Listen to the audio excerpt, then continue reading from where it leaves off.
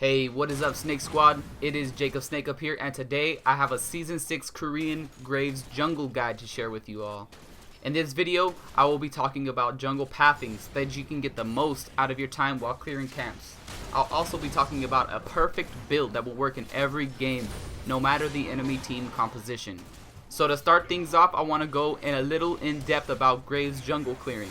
I sometimes see junglers start with Hunter's Talisman. This is fine if you want to do a level 3 gank and you just so happen to get blue side, which means you are starting Krugs first. Hunter's Talisman will keep your mana on the high side for that level 3 gank. But this is risky because you can waste a lot of time if you don't have good synergy with whoever you're ganking. Don't gank a lane that doesn't have CC because you yourself as Graves has no CC.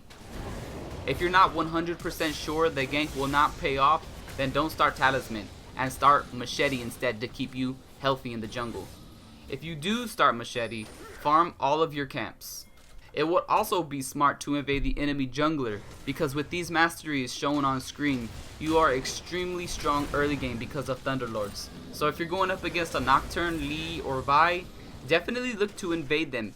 And if you get your initial Q off, you will definitely put the enemy jungler at already half health because of Thunderlords. With these masteries, you are a Graves assassin until later in the game when you get Black Cleaver or Phantom Dancer. You should always look to get a Phantom Dancer right after your jungle item because Phantom Dancer gives you 12% reduced incoming damage from the last enemy champion hit. This works really well with Red Smite. Combine the 12% reduced damage from Phantom Dancer and another 20% from Red Smite, you take an overall 32% reduced damage from the enemy. This makes you extremely strong in 1v1 scenarios. This is why I said look to invade because you will almost always win the 1v1.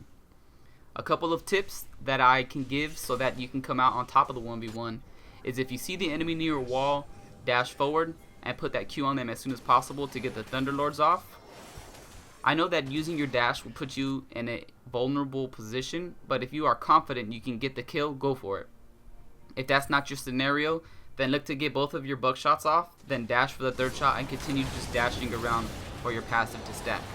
I do know that this Korean build or guide keeps you really squishy early, and some of you might already be used to Strength of Ages like I was, but if you're having a hard time carrying, this Thunderlord Graves might be able to help you carry because the damage is way more than if you were to go Strength of Ages. Just because of the Assassin Mastery you get on the Cunning Tree, the 1v1 possibilities are really great with that mastery. Also, the Armor Pen Mastery and Magic Pen Mastery. Graves doesn't do any Magic Pen, but it's still really good to take the mastery that gives you Armor Pen. He's a really good assassin. You could also look to build the Drakthar item, the AD Assassin item. That will just make Graves extremely strong in 1v1 scenarios. I did not put the Drakthar item in this Graves jungle build just because I feel if you're not this, I just feel that this guide is for newcomers to Graves and only the highly experienced Graves players should take that item because that item it's really an assassin item. You go in, you get a couple of buckshots off, and then you pull off your Q ulti, and you know it takes some time to get used to that and aim down your skill shots with Graves just because his skill shots they're big, they're hard to miss, but if the enemy is good and they know how to dodge it, it's going to be hard to land those skill shots. You can still go the same build that you would normally build on Strength of Ages Graves, but the Armor Pin, like I said, from the build I'm about to show you is extremely better for carrying. This build is not in any way the build path you want to go. You should build according to the enemy team comp. If the enemy has a lot of AP damage, look to get the Hex Drinker right after jungle item. It's good MR. If the enemy has a lot of AD, get your Phantom Dancer so that you get 1v1. Make sure you get that Phantom Dancer after your jungle item though. I put Infinity Edge up there because after Phantom Dancer, the Infinity Edge gives you 60% critical chance and gives Graves such a huge burst and 1v1 potential.